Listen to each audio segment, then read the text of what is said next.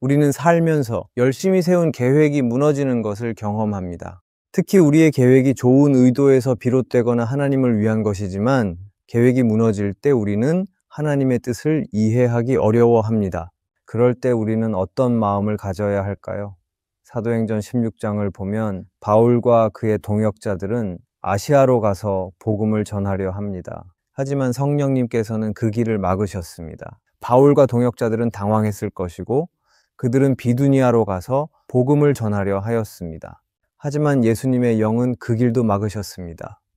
복음을 전하는 일은 선한 것이고 하나님이 기뻐하시는 일인데 왜 성령님께서는 이를 허락하지 않으셨을까요? 이 말씀은 우리가 계획이 생각대로 되지 않을 때 우리가 어떤 마음을 가져야 하는지를 말하고 있습니다. 바울과 동역자들은 아시아와 비두니아로 가는 길이 막혔고 어디로 가야 할지를 알지 못했습니다. 하지만 그때 하나님은 꿈을 통해 마게도냐, 사람을 보게 하시고 바울을 마게도냐로 이끄셨습니다. 그리고 바울이 마게도냐에 전한 복음은 그곳에만 머무른 것이 아니라 유럽으로 확장되었습니다. 하나님은 아시아로 가려고 했던 바울을 그냥 막으신 것이 아니라 바울을 향한 더 큰 계획을 가지고 있던 것입니다. 우리는 인생을 살면서 인생을 계획하고 그 계획이 뜻대로 이루어지기를 기대합니다. 그뿐 아니라 열심히 노력하고 하나님께 내 인생을 이끌어 주시기를 기도합니다. 그런데 우리의 인생과 계획은 항상 내 뜻대로 진행되지 않습니다. 나의 계획과 목표들이 나의 정욕을 위해 구하는 것이 아니라 선한 것이고 하나님을 위한 것일 때에도 우리가 계획하는 것이 항상 이루어지는 것은 아닙니다. 그리고 우리가 계획하거나 간절히 기도했던 일들이 생각대로 이루어지지 않을 때 우리는 낙심하거나 하나님을 의심하기도 합니다. 마음에 왜 하나님께서는 내 기도를 들어주시지 않으실까? 왜 내 길을 막으실까? 라는 생각이 듭니다. 만약 오늘 내게 이러한 마음이 있다면 우리가 아브라함의 이야기를 기억하기 바랍니다. 창세기 22장을 보면 하나님은 아브라함에게 이해하기 어려운 명령을 내리십니다. 아니, 이해가 아니라 상상하기도 싫은 말씀을 하십니다. 그것은 하나님이 주신 약속의 아들인 이삭을 모리아산에서 번제로 바치라는 것이었습니다. 이 말씀은 10번을 생각해도 10번을 이해할 수 없는 명령이었습니다. 이삭은 하나님이 주신 약속의 아들이고 하나님은 아브라함의 자손들이 별과 같이 많아질 것이라고 말씀하셨는데 하나밖에 없는 이삭을 바치라고 하는 것입니다. 이 이해할 수 없는 말씀과 명령 앞에 아브라함은 하나님의 명령에 순종하며 이삭을 데리고 산으로 올라갔습니다. 그리고 칼을 들어 이삭을 치려고 할 때 하나님은 아브라함을 멈추시고 준비된 순양을 보게 하십니다. 오늘 아브라함의 이야기와 바울의 이야기가 우리에게 말하는 것은 때로 우리의 인생에서 계획이 막히고 이해할 수 없는 하나님의 명령이 주어질 때에도 하나님은 우리를 위한 큰 계획을 준비하고 계시다는 것입니다. 혹시 지금 하나님이 나를 막으시는 것 같고 막힌 길 앞에서 혼란과 낙심을 경험하고 있다면 기억하기를 바랍니다. 이 시간은 나의 욕심과 잘못된 계획 때문에 일어난 것일 수도 있지만 이것이 선한 행동의 결과라면 이 상황은 실패가 아니라 하나님께서 역사하시는 순간이라는 것입니다. 만약 나의 인생에 익숙하고 편한 곳이 아닌 어렵고 낯선 길이 다가온다면 우리는 그 시간을 통해 하나님이 나를 더 큰 계획으로 인도하신다는 것을 믿어야 합니다. 하나님이 아시아로 가려 했던 바울의 길을 막으셨던 것처럼 하나님은 때로는 우리의 삶에 닫힌 문을 허락하십니다. 하지만 하나님은 마게도냐라는 큰 비전을 허락하신 것처럼 우리의 인생에 새로운 문을 열어주실 것입니다. 만약 지금 닫힌 문 앞에 서 있다면 우리를 새로운 문으로 인도하실 하나님을 기대하기를 바랍니다. C.S. 루이스는 순전한 기독교에서 말합니다. 하나님은 우리의 계획이 좌절될 때에도 놀라운 일을 이루어 가신다.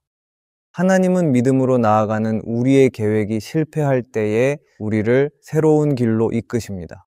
그럴 때 우리의 시선은 닫힌 문이 아니라 하나님이 열어주실 새로운 문을 바라보아야 합니다. 하나님께서는 우리가 이해할 수 없는 방식으로 일하시며 하나님의 계획은 언제나 선하고 완전합니다. 우리는 실패와 막힘을 만나면 감사보다는 불평을 할 수도 있습니다. 하지만 그것이 막힌 것이 아니라 하나님께서 열어주실 새로운 길에 대한 소망을 가질 때 우리는 불평이 아닌 감사를 고백하게 될 것이고, 하나님은 우리의 마음을 평안과 소망으로 채워주실 것입니다. 그리고 그 감사는 우리의 신앙을 넓히고 하나님의 손길을 신뢰하는 깊은 믿음이 될 것입니다. 혹시 지금 나의 삶에 막힘이 있습니까?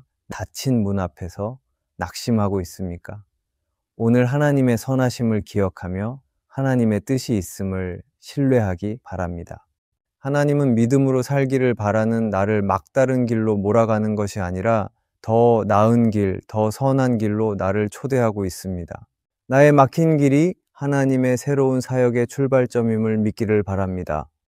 바울은 아시아에 가서 복음을 전하려 했지만 성령께서 막으시어 마게도냐로 갔습니다. 그리고 그곳에서 복음을 전할 때 바울은 놀라운 일들을 경험하였습니다. 먼저 바울은 루디아를 만나게 됩니다. 루디아는 바울을 만나 예수님을 구주로 영접하게 되었고 그녀의 온 집은 세례를 받았습니다. 이뿐 아니라 바울은 귀신 들린 여종을 만나고 그녀를 치유합니다. 또한 바울은 복음을 전하다가 매를 맞고 빌립보 감옥에 갇히게 되었는데, 그때 바울과 실라가 밤에 기도하며 찬송할 때 큰 지진이 일어났고 옥문이 열리고 모든 죄수의 쇠사슬이 풀리는 기적을 경험하게 됩니다. 이로 인해 바울을 지키던 간수가 회심하고 그의 온 가족이 구원을 받는 놀라운 일이 일어납니다. 하나님은 아시아로 가려 했던 바울을 막으시고 마게도냐로 이끄셨습니다. 그리고 바울은 놀라운 성령의 역사를 보게 되었고 그 결과는 유럽의 복음화가 되었습니다. C.S. 루이스는 고통의 문제에서 이렇게 말합니다. 하나님은 그분의 자녀들에게 가장 좋은 것을 주시기 위해 때로는 우리의 뜻을 꺾으신다.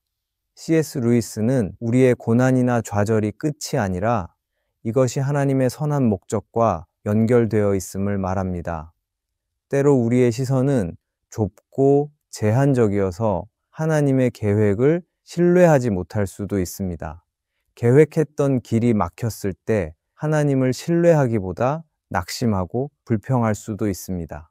하지만 우리의 길이 막히는 그 순간에도 하나님의 손은 여전히 우리를 붙들고 계시고 하나님은 우리의 인생을 선한 길로 이끌고 계십니다.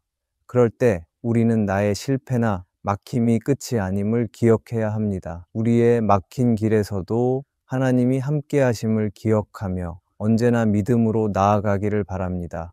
이 영상이 은혜가 되셨다면 좋아요를 눌러주시면 감사하겠습니다. 여러분이 눌러주시는 좋아요는 이 영상을 더욱 많은 크리스찬들이 보게 하는 은혜의 통로가 될 것입니다. 이 영상을 보시는 모든 분들에게 하나님의 크신 은혜가 가득하기를 바랍니다. 기도하겠습니다. 사랑의 하나님, 우리의 계획이 막힐 때에도 하나님의 선하신 손길이 함께 하심을 믿습니다. 우리의 뜻을 내려놓고 하나님의 뜻을 구하며 순종하게 하옵소서. 모든 상황 속에서 하나님의 더 크고 선한 계획을 신뢰하게 하시고 우리의 삶이 주님의 영광을 드러내는 도구가 되게 하옵소서. 예수 그리스도의 이름으로 기도드립니다. 아멘.